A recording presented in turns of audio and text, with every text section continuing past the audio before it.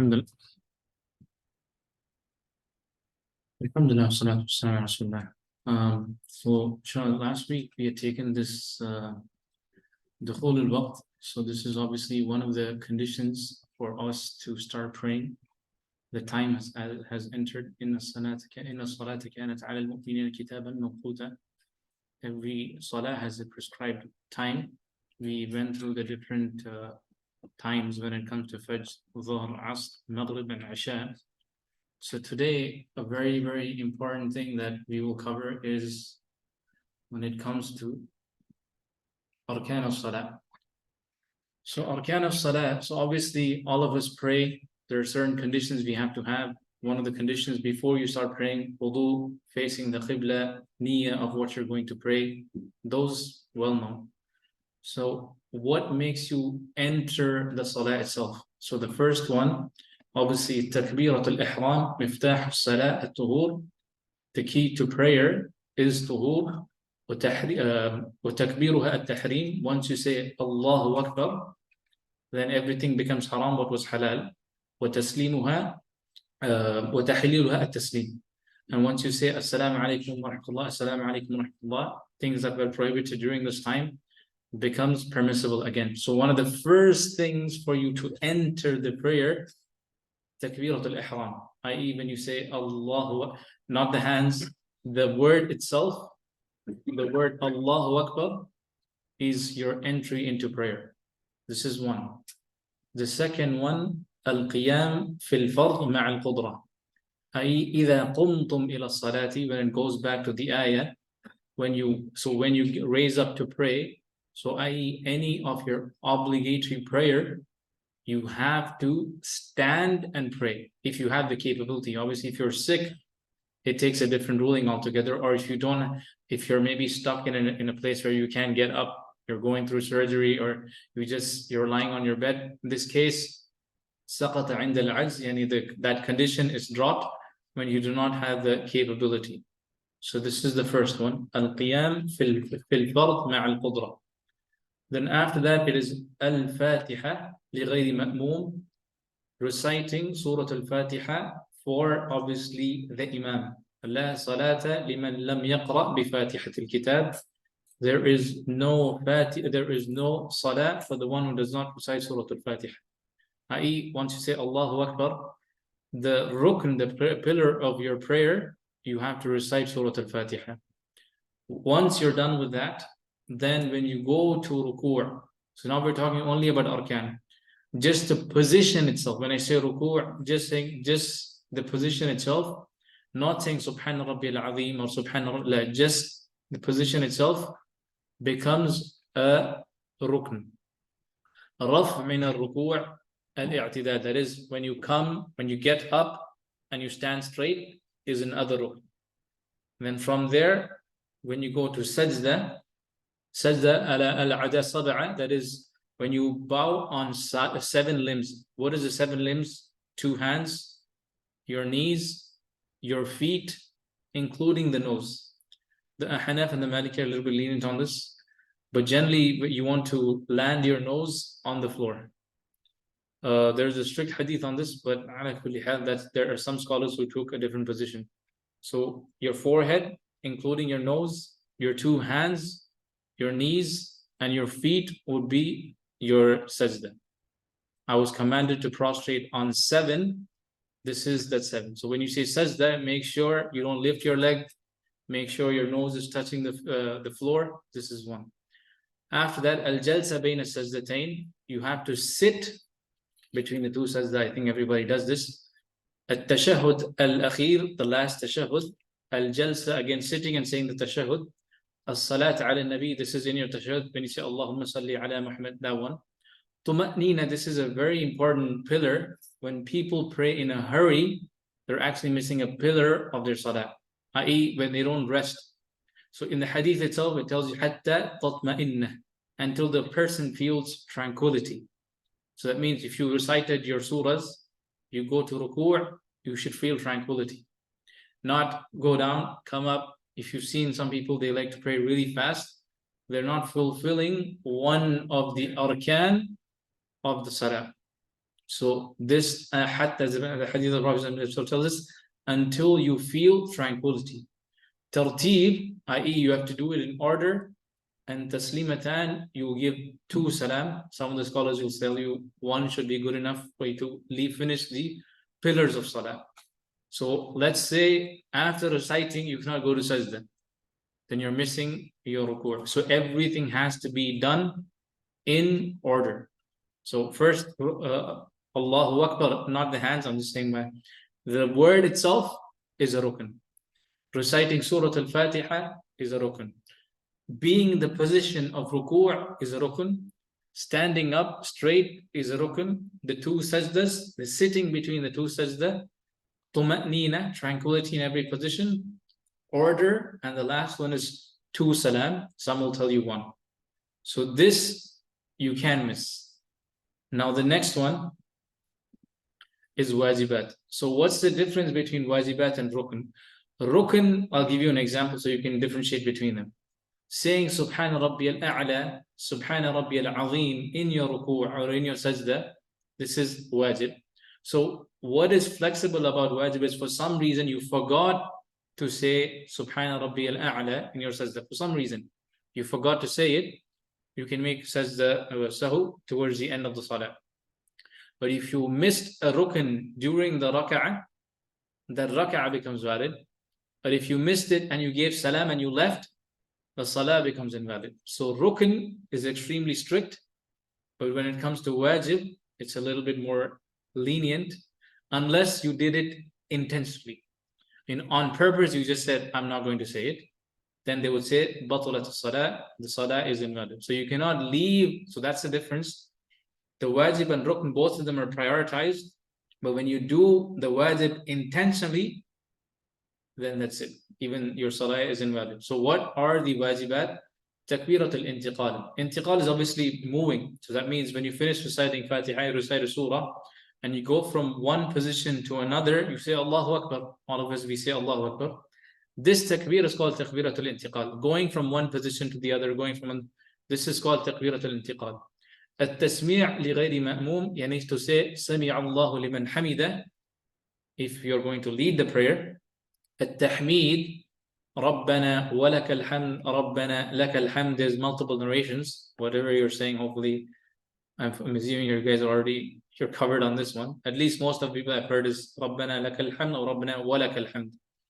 تسبيح الركوع, that is to say سبحان ربي العظيم, is a wajib. To say once is a wajib. To say 3 times is a sunnah. So this is something you have to understand. When somebody tells you say 3 times, it's a sunnah. If you've done the bare minimum of Subhana Rabbi al-Azim or Subhana Rabbi al-A'la, you fulfill the wajib. But the sunnah is to say 3 times. The same tasbih fi sujood, to say Subhana Rabbi al-A'la. Su'al al-Maghfirah. This is not the position of some of the Hanafis, so that's why you will not see them doing it. The Hanbalis consider this wajib. The other madhab would say sunnah. The Hanaf don't have it as one of the recommendations. So what is the meaning of Su'al al-Maghfirah? Is basically between the 2 sajda, when you say Rabbi ghfirli, Rabbi ghfirli, Rabbi ghfirli, so you're just asking Allah subhanahu wa ta'ala to forgive you, and this is considered a wajib in the salah for the Hanbalis. Obviously this is a Hanbali slide. So this, for some reason you forgot to say it. Let's say you're a very strict Hanbali, you will make sajda sahu. But this is called wajib qawli. It's like something that is said with the tongue. At-tashahud al-awwal. So like I mentioned, the difference between wajib and rukn, for some reason you didn't sit in your tashahud al-awwal. Then in this case, when you just before the salah, you will make the 2 sajdas. We'll cover some of the details. Don't ask me questions. I know there's a lot of questions on this one. I won't, inshallah, I'll try my best to, since there are more numbers, I have to stick to the topic. So this will cover some of the scenarios towards the end. But tashahud al-akhir, the last tashahud, is a rukn. This is something generally you have to, after the 2 sajda, you cannot give salam. You have to give your tashahud. So i.e., so when you say تكبيرة الانتقال, saying سمع الله لمن حمده, ربنا ولك الحمد, سبحان ربي الأعلى, سبحان ربي العظيم. If you're a Hanbali, you will include Rabbi ghfirli, and the first tashahud if you're praying, let's say, Dhuhr, if you're praying Maghrib, all of that would be considered wajib. Yes. Also supposed to be 3 times. The sunnah is 3 times. Yes. Okay, sunan. So I will tell you some ikhtilaf on this because I think it's very important. You see, I saw when I was sitting, one of the brothers had told me, why do people pray like this? This is one of the narrations, so it's very important for you guys. This is a mixed community. It's very important for you to get exposed. What is sunnah? If somebody is having a different opinion on a sunnah, this isn't something you should be arguing about. You need to be strict on the pillars and you should be lenient on the sunnah. If you decide to be strict on yourself, it's a different thing. But with the community, you got to be lenient. So qawliya and fi'liya. That is, in the sunnah, we have something that you say and something that you do. Al-istiftah is basically subhanakallahumma. That one is a sunnah qawliya. So if the imam, for some reason, he just says Allahu Akbar, he recites Surah Al-Fatiha, maybe he didn't say it and he hasn't given you the chance to say it, but what has he dropped is a sunnah.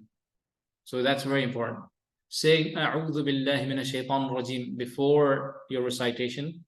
Basmala, if you're a Shafi'i, Basmala is part of Surah Al-Fatiha. So that's why you will see them saying Bismillah. They will say it loudly. If you heard Sheikh Fuad, he says it loudly. So this is one of the Shafi'i positions. They consider Basmala. If you even open all the Medina Mus'hafs, you will see Basmala is written as ayah number 1, if you guys have paid attention to that one. So that is obviously, if that is your opinion, you follow, but it is a sunnah for the other madhahib. That's why it's classified as sunnah. So al-qira'ah ba'da Surah Al-Fatiha in the first 2 rak'ah. That is, for some reason, you only recited Surah Al-Fatiha in the first rak'ah, and then you just said Allahu Akbar and went to ruku'. You're dropping a sunnah. That is, to recite a surah or even few ayat after Fatiha is a sunnah. This is extremely important. People don't understand. So if you recited Fatiha, you completed the rukn, and to recite a surah after that is a sunnah. You may do sajdah if you drop to sunnah. This is up to you. If it's something that you do consistently, you can do it, but it's not an obligation for you to do it. But if you intentionally leave it, that's fine. That's good. It's a sunnah that you've dropped. Don't start getting too lenient with yourself. No. Because once I've noticed some of the brothers, once they start learning all the rules, they're like, oh, I can drop this, I can drop this. So inshallah, hopefully you guys don't go into that. Saying Ameen, either you say it, yes. Is there preference how many ayahs? So this, yes, that is one of the opinions. But remember one thing, let's say, this is an ayah in Surah Al-Baqarah, or even from another ayah from Surah Al-Baqarah about Dain, is almost the whole page. So if you're going to follow that, you may have to consider that is one ayah. So usually, I don't follow that opinion. So even if I just recite Surah Al-Fatiha, then if I forgot for some reason, I do it out of, since it's a sunnah that I consistently follow, I do sajda sahu, but not out of that it is a wajib. Yes. For the basmala, which is when anybody reads Quran, all madhahib, we must start with Bismillah, either silent or not silent. Yeah, so the ones, the ones that is more strict, they would say, A'udhu billahi minash shaitanir. So there's multiple opinions on this. So one, they will be very strict on A'udhu billahi minash shaitanir because it's a command in the Quran. That is one. Even within my own teachers, I've had a wide spectrum. So some will tell you even in between the surah, they will only say A'udhu billahi minash shaitanir rajim. They don't say Bismillah if you're reciting in between the ayat. Some will tell you, no, even if it is in between the ayat, say Bismillah ar-Rahman ar-Rahim. I think you should do more search. If an imam don't say Bismillah ar-Rahman ar-Rahim, then we didn't make salah. Yes, this is the opinion of the Shafi'i madhab. So that is the opinion of the Shafi'i madhab. So if you open, let's say, the Indo-Pakistani Mus'haf, it is not part of Surah Al-Fatiha. Open, let's say, that one over there that I just flipped quickly. It's not counted as an ayah So when it's not counted as an ayah, you won't be able to enforce it. It's only one surah in the Quran. It doesn't. Surah Al-Tawbah. Tawbah. Exactly. All of them, Allah said, Bismillah ar-Rahman ar-Rahim. Yes. Is it part of Fatiha? Because what is La salata liman lam yaqra bi Fatihatil Kitab? The question is, do you consider Basmala as a part of Fatiha? If you do, then you have an obligation to recite it. And this is the opinion of Imam Shafi'i. That's why they will recite loudly, the ones who follow this opinion. If you have the other opinion, let's say the Hanbalis don't consider it, the Ahnaf don't consider it, but like I said, they classify this as a sunnah to recite Basmala. Who put Bismillah ar-Rahman ar-Rahim on every surah? Who did? Allah. Yeah, but so let's move on. This is a class. I mean, this is It's a class. Yeah. Yes. But this is When a you know point of. something, if you know something, you should say. No, you should, but I'm saying this, You know we're what not I'm saying? out to be just teaching. It's what- okay, but Yeah. you understand. Yeah, I know this is an opinion, and I acknowledge it, and I'm even telling you this is Imam Shafi'i's opinion. It's okay. So no, I mean I'm happy. Again, if you say something, you say it. No problem. I have no problem. All right, I acknowledge this is one of the opinions. So قول التعوذ من أربعة قبل السلام. This is again a sunnah. Some of the scholars consider this a wajib. Some of the hadith, that is when you seek refuge from the adhab of nar, adhab of qabr. And can you guys see this? If you go below that, Oh, sorry. So adhab of qabr. Okay. إني أعوذ بك من. So adhab of Jahannam, adhab of qabr, then obviously from the living and the mahya wal mamat, then the last one is Masih al-Dajjal. That is, you seek refuge from al-Dajjal. This, some scholars will classify this as a wajib. This is obviously classified in this light as a sunnah. Generally, what they're more strict on is the salat ala nabi sallallahu alaihi wasallam. So that is where they're more strict. So what they would tell you is after tashahhud, the tashahhud al-awwal, that is when you say ashhadu an la, until that part, that is in your first tashahhud. And the second one, what they want you to say is, let's say the Hanbalis will tell you, they say Allahumma salli ala Muhammad is what they will do, the bare minimum. Some will tell you until the end of the Allahumma salli ala Muhammad. The last part, that is inni a'udhu bika, this will be classified as a sunnah. But obviously, I recommend to finish all of them. Let's say the only time I try to finish only within, let's say Allahumma salli, that part, is if the Imam is about to start the prayer, then I do the bare minimum. Like bare minimum, I know because la salata liman, the hadith is not coming to my mind. إذا أقيمت الصلاة لا صلاة إلا مكتوبة. If the salah is established, i.e. the obligatory salah is established, there is no salah except the faraid. So in that case, I try to cut my salah to the bare minimum, finish all the arkan and wajibat, then I give the salah. So this is that part. So if there are situations I've had to skip so that I can catch the imam in the takbir. So you mean before, if you bring, let's say, sunnah or nahu, when Imam say Allahu Akbar, you should stop. So you want to make sure you catch the imam at the عند التكبير. When he says takbir, some of the ahnaf will be a little bit lenient on this. That's why if you've noticed, some people, when the imam is praying, especially for the Fajr, sunnah of Fajr, not all of them, they will go on the side and they will give importance to the sunnah of Fajr as long as they can catch the salah. I don't know if you guys have noticed this. Yeah. This is because there is leniency from the Ahnaf on this point, that as long as you're able to catch the salah, some of them will go and pray the sunnah, and they will try to, I don't follow this opinion. My priority will be to pray the wajib with the imam. This is priority number one for me, to always catch my level best to catch the takbir with the imam. Yes. Also, something that happened, you can pray sunnah after you pray. Yes. Yeah. No problem. Yeah, so if there's three options or two options. So let's say the sunnah of Fajr, immediately after the salah is over, you can pray, or the time of duha, when that enters, that's another time for you to pray. So in case you come late there's preferred opinions for a madhab, but these are the two options I want to give you. So how then this, if you, for some who wants to pray this before, even when the Imam has started, so if the ayah is that you follow the Quran first, the first, then this is a riwayah from the Yeah. So usually, wait, guys.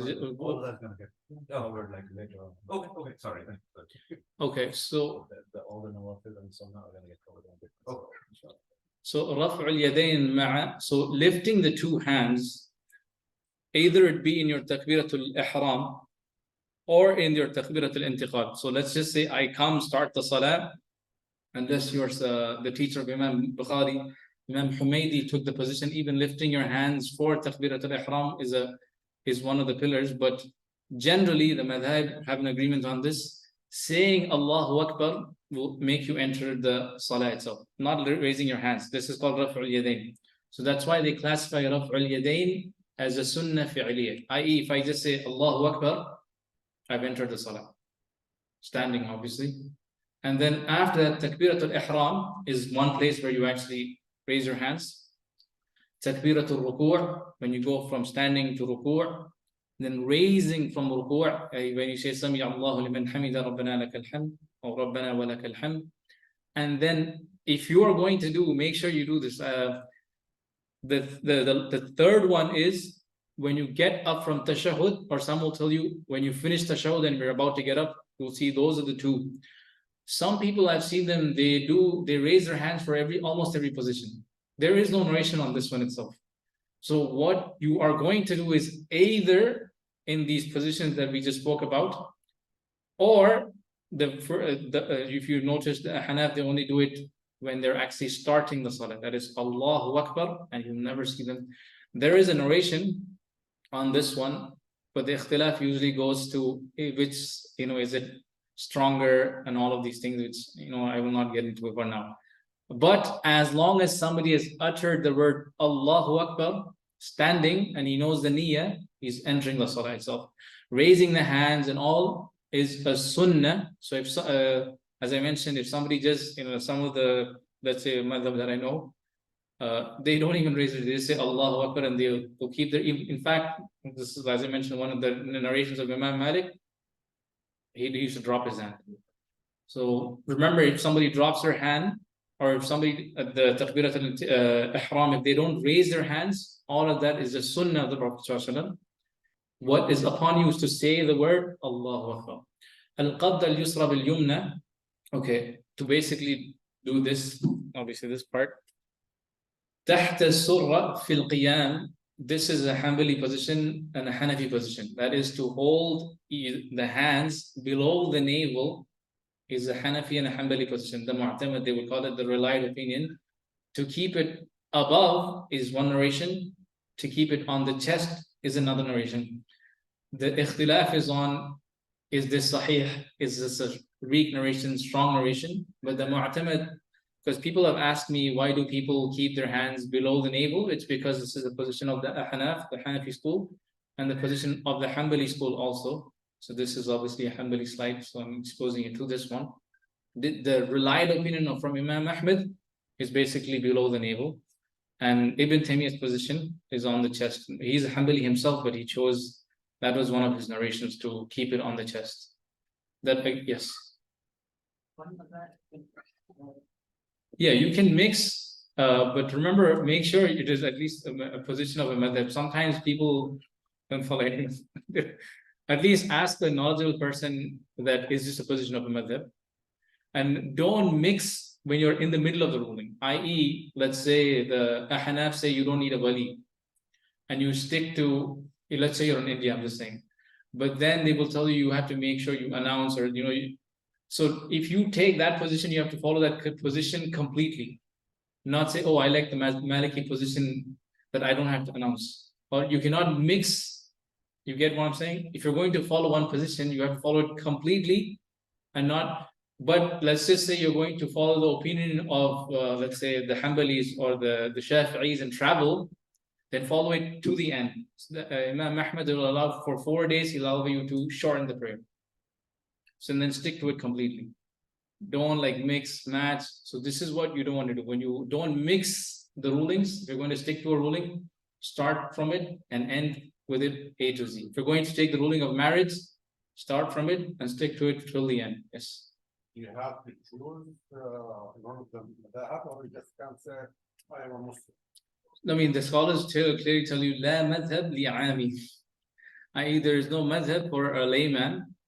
A person who decides to be a student of knowledge, he should try his best to be consistent. Because he's deciding to go on the path of knowledge, he should try his best to be consistent with his positions. Because anytime you put yourself on stage, consistency will become key for you. And the more you grow in knowledge, you will change your opinion. Even if you were starting, let's say, with a Shafi'i school, the more you study, you will be like, I think this position in this one is, or you will lean towards another position after you have studied, you spend years, you check the narrations, you may lean towards another position for a particular masala, for a particular issue. Yes. So Rasulullah Muhammad sallallahu alaihi wasallam, he was Shafi'i or Hanbali, or he just was Muslim? Okay, so the ikhtilaf is not just our day and time. There were 3 schools. Let's say Ibn Abbas was from Mecca. He was a school. Ibn Abbas, as the Prophet himself made dua for him, Allahumma faqih fi din wa allimhu ta'weelah. Give him the knowledge of the deen and teach him the ta'weel, tafsir of the Quran. And he was a school, him in and of himself. The other school is of Ibn Umar. Ibn Umar was based out of Medina. And the other school is Iraq, which goes back to Ibn Mas'ud. So the ikhtilaf is not today, it goes back to the Sahaba themselves. So as long as it's a strong narration you're sticking to, let's say the Salatul Eid of the Hanafis, it goes back to Ibn Mas'ud. Are you going to say, I'm not going to follow the fi'l of a Sahabi? This is the question. If it is a correct narration from the narrator all the way to Ibn Mas'ud, and he is a Sahabi who did an act of ibadah, we know the Sahabas are ma'soom, we know they're innocent and they will not lie upon the Prophet when it comes to ibadah, we will take from him. But when you find the narration is weak and it's been made clear to you, even with your own research and with your own, let's say your teacher tells you, then obviously you will follow the one you trust. And then by end of the day, this was the statement of Imam Malik, كُلُّ يُخَذْ مِنْهُ وَيُرَدْ إِلَّا صَاحِبُ هَذَا الْقَبْرِ. You will take from every person except when it comes to the companion of this grave, i.e. when it comes to the Prophet, you have to be extremely strict. And when he says it, you will follow it. So hopefully that gives one. Yes, just one more thing. The Ma'soom only sallallahu alaihi wasallam, but Yes. the Sahaba, they're not Ma'soom. Yes, when it comes to ibadah, if they narrate saying this is, let's say, the fi'l of the Prophet, you will take from them because that's what I'm saying. All right, so this is this is generally agreed upon, even the madhahib, that once it's made clear to you, then that's why you find ikhtilaf in the madhahib itself. Well, yeah. This is you're actually a good, will make me strong, inshallah. Yeah, good. Some cost. All right, this is the last one, inshallah, we'll end here. Al-Jalsa al-Iftirash. So I will give the multiple opinions when it comes to pointing. So you're aware of the positions of the scholars on this one. So if you see the first tashahhud, you will see people sitting this way. I'm sure you've noticed. This is the sunnah. And the other one is al-jalsa, the jalsa, the al-akhir, the last jalsa, you'll see people putting their legs inside. That is for the last tashahhud. Al-ishara bis-sababa 'inda al-dhikr. So this, I will tell you the positions in general. I'll start with the Hanbali because this is a Hanbali slide. So the Hanbalis, they will, whenever the name of Allah subhanahu wa ta'ala is mentioned, they point. So if they say, let's say, and if they say Allahumma, they will point. Ashhadu an la ilaha illallah, they'll point. Anytime the name of Allah subhanahu wa ta'ala is mentioned, they point. That is the Hanbali position. The Hanaf is a little more simple. Only that Ashhadu an la ilaha, that's when they point. The Malikis, you will see them doing this throughout the prayer. And the other opinion is when they just point consistently. These are typically the 4 positions Me personally, I want to keep khushu' in the salah. Even though I've studied the Hanbali Fiqh, I just keep it in one, because my goal is khushu' and not to get into ikhtilaf. Because this has to be your goal. Anytime you see your khushu' is, you're getting into technicalities in the salah and your brain is busy with this, you're defeating the main goal. That is, you're not busying yourself in the salah, but you're busying yourself with all this where to keep. So you want to make sure you stay in track. That's why I just point. That's it. I Yes. just want to share something. Yes. A lot of people take the sunnah very lightly. They don't pray the sunnah after farm. They tell you, oh, this sunnah doesn't matter. They don't know that the khutbah al-wada', the last speech for our Prophet said, you know, عليكم بالسنة yeah, واتبع سنتي لن about the words, you will never go wrong. So just say something about this, because sunnah is really important. Yeah, so the sunnah obviously is highly, take the sunnah as though, you know, I'll give you a reality check. So one of the teachers, one of the teachers, when they would advise us, they would say, if the only thing you're holding on to is the fara'id, when your iman is weak, then your fara'id itself goes down crashing. But if you're holding on to all the sunnah with the fara'id, then what may crash is the sunnah itself and not the fara'id. So when you built yourself with so many other things, the dhikr, the adhkar, and all of these things, so you may, even if you have a downfall, what will downfall is the sunnah, but you'll still be well grounded in the other things. You'll fulfill the rights of Allah subhanahu wa ta'ala, and you will still keep the other things, even if you have some downfall. But if the only thing you're holding is your fara'id, and in that also there's shortcomings, your scales are obviously not meeting the bare minimum itself. So, you know, one of the things, you know, hold firm to the sunnah, even if you were to hold it with your molar teeth, right? So even though I'm giving you all these rulings, don't take this as oh, I have to do less. No, I don't have to do more. You know, try your best to fulfill to the fullest. For some reason, if you fall short, you know, inshallah, you know, fattaqullah mastata'tum, you know, be fearful and mindful of Allah subhanahu wa ta'ala as much as you may can. So that should be the goal, but not to say, I've done the bare minimum, so I can call it a day. So we'll end here. Jazakumullah khair. You know, I'm telling you, make me stronger. All right, we'll end here. Subhanallah. Subhanakallah wa bihamdik. Ashhadu an la ilaha illa anta astaghfiruka. Just a couple of questions on the